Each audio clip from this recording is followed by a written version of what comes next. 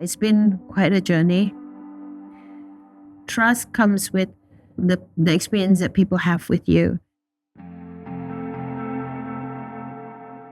I think the biggest challenge was the first few years, trying to get the company out of the red and rebuilding the name, the reputation for Perinsuran. It starts with that. And then you just gotta deliver right from beginning. You gotta really over deliver your promise. And once you make a promise, you have to keep to it.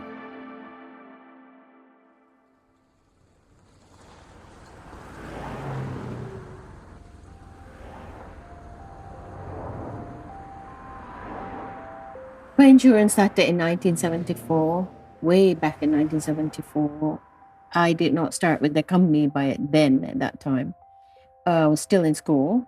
It started when there was an oil and gas boom in Bintulu, and there was a need for an insurance broking company to handle the insurances for Malaysian LNG at that time.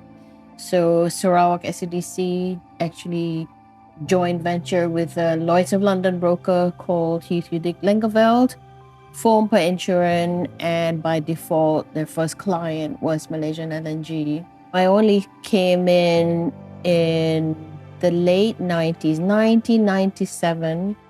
Our license was suspended by Bank Negara for many various reasons, mainly to do with, at that time, the management of the company. So when it was suspended, we lost our main client at that time, which was Malaysian LNG, which at that time made up, I would say, 75% of the business. So overnight, the company went in the red, sub-zero. So I thought maybe if I could find someone who knows the business, who's a technically sound insurance guy, so we would make a good partnership to actually build the company from the bottom, almost like a startup. I actually joined Perinsuran because of my brother Elvin Ho. Perinsuran, they don't have a CEO at that time. So asked me whether I want to try to apply for this job. So then I applied. That's how I joined them. In the very beginning, when I joined Perinsuran, it was very small. We have less than 10 employees. So I did not actually instill so much cultures, SOPs, I'm just busy in getting business to keep the office ongoing because we are running in the red. It is only after Rafida took over as a CEO, the whole company changed. Upon Rafida she picked up very fast. So then I stepped down. She became the CEO. I became a technical advisor. And I'm also involved in networking with the insurance company. And of course, the most important one would be clients. Most of the time I'm outside, playing golf with a client, eating, drinking.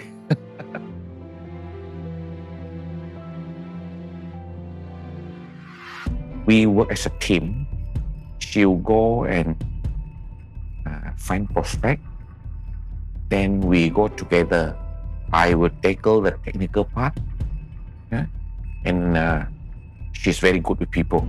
She's very good with people. I would do the pitching and Jeff would back up on his knowledge on Perinsuran. And slowly, we picked up a few small businesses. But to be honest, the first 2 years, for many months of each one of the year, we didn't pay ourselves any salary because there's just not enough to go around. I think me and Rafida really struggled for at least 17, 18 years, We were doing well, but the company is still not that stable. So to actually get a license, impossible. The only way you got millions and millions of ringgit and you buy over one which is not doing well. So I'm thinking, wow, this is a product that if you can turn it around, you can make money, because it's not like, it's kind of like regulated almost.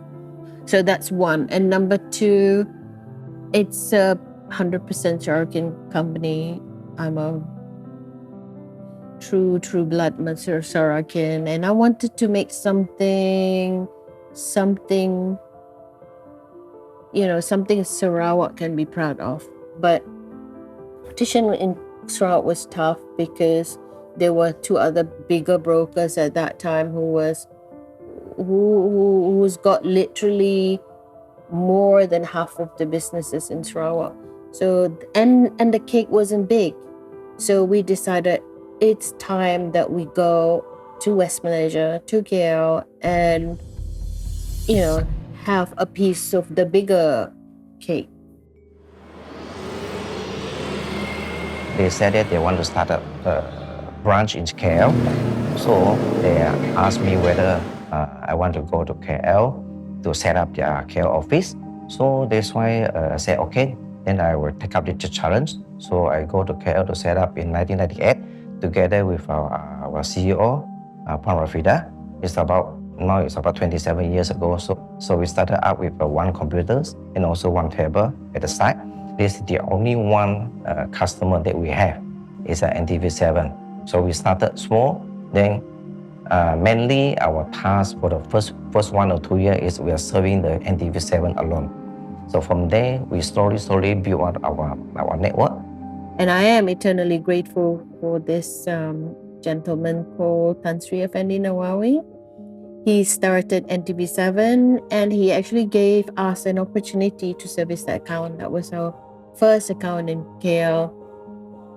It was with that account we could open a tiny office in KL, and it was in Plaza Berjaya. And because we wanted to get a cheap rent, we actually rented. That office was actually next to a karaoke joint, so it's cheap rent. One representative said that, okay, never mind. We started small here. Maybe in half a year time or 1 year time, we move to a bigger office. Then really, and then about in the 1 year time, we moved to the Field Damansara.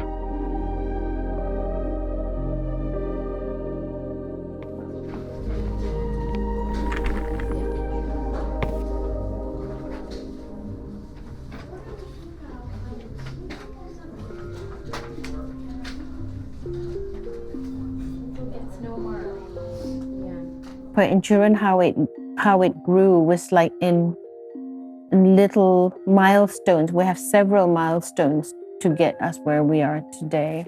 Well, one of it is the first car we could afford to buy was a very basic first model of Proton Saga, light blue Proton Saga, and we've been using it in Kuching for a couple of years. So when we moved to KL, the car came with me to KL, and it's looking a little bit better, the car. And if we wanted to stop by a hotel where they have valet parking, we would literally park really far away. One of the memorable thing I can remember is I have to come in and actually says, no, we are not buying a new car. Because the profit is not stable yet. Not stable enough for us to say, okay, we made some money this year, we should buy a new car. And that's when Rafida came in and she started building it up. I think we only started breaking even after 3.5 years. And then when I think in the 4th year, we made our first profit of 50,000, and even 50,000 profit, we were like so happy, like, yay, we're in the blue, and we're like, we're making money. I remember the first year when I joined, they actually break even. So that's the first year, because they break even, they decided to reward the staff by going for our first company trip. The first company trip to West Malaysia, And then because last time we only have the few staff only, I think not up to 10% lah. So and then when we arrived the airport there, a lot of us, few person, we just squeeze in one small car. That one is is very touching, yeah.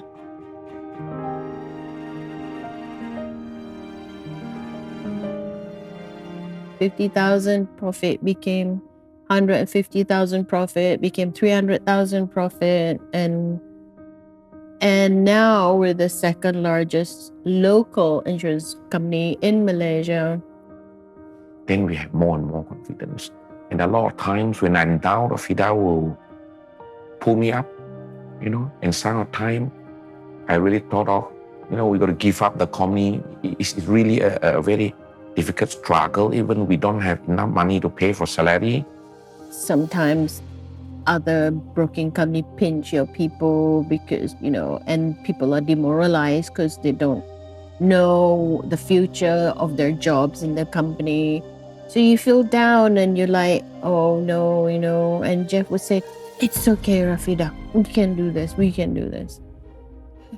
When I'm down, he would perk me up. When he's down, I would perk him up. Working with her so well in this area, I find that we just can't stop working together. I find it easier and easier for us to grow, And I don't think I would have been able to make it work without him. And I think it's the other way around too.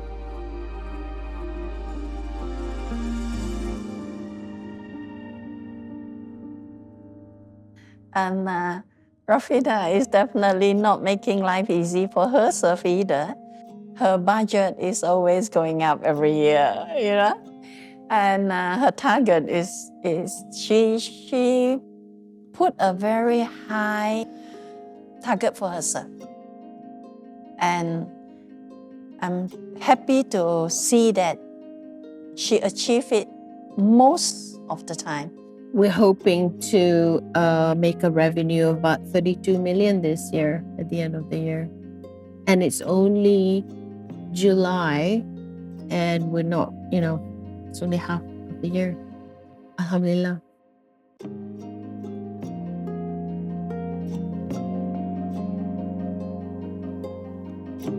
I think I'm very, very impressed with Rafida's commitment to this company when, like I say in the very beginning, when it's not even making money, it's making losses.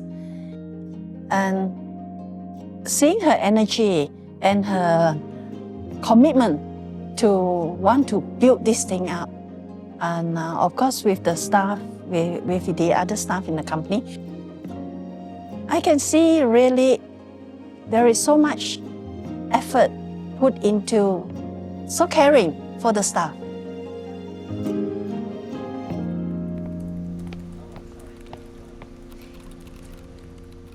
When my father was hospitalized, and then after that he passed away, and my father stayed in the hospital for 2 weeks.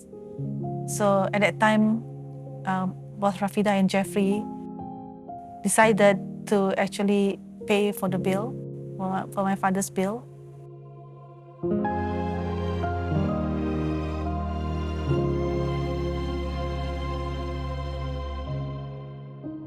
So the company did a lot for me. It's like, for example, when I first came, I do not have a car. So my colleague is actually fetching me to work and sending me home every day until I got my car. And then they arranged the accommodation for me because I'm new to Kuching. So I really, really need to thank them, like bringing me home and I could have a job here.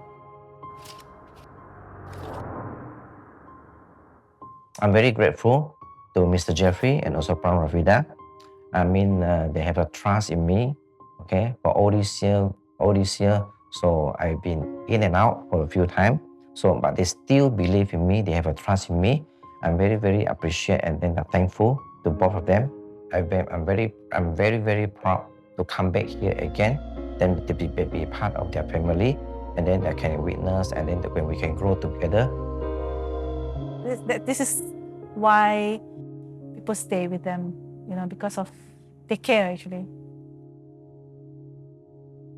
If I can just put one word to it, it's family. It's the company's run like a family. Everyone would just help out each other, and it's very informal. There's no like it's people can walk in my room, Jeff's room anytime to have a chat when people and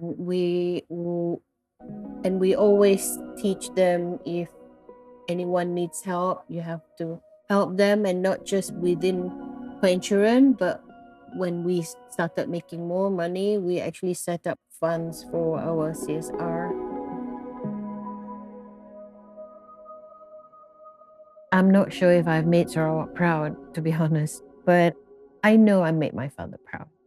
My father is a man of not many words, but there's one or two times where he says to me that I'm proud of you. You built your company from ground zero, and he says you don't ask for help from me, and he says for that I'm really proud.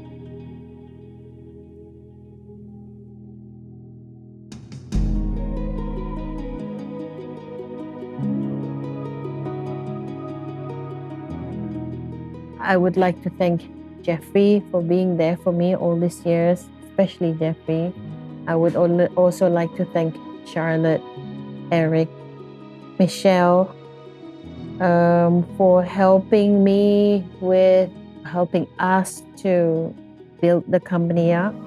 You guys may not have been there right from the beginning, but you guys are responsible also to help us build the company from, 10, 15 years ago to what it is now. Thank you so much. We've had our ups and downs, and I do value your contribution. To my younger team, learn everything, absorb everything, don't give up easily, and we will grow together. You will grow as a person, and you together with the company growing into a bigger entity. To all my clients, thank you so much for your continuous support. Without you, we will not be here today.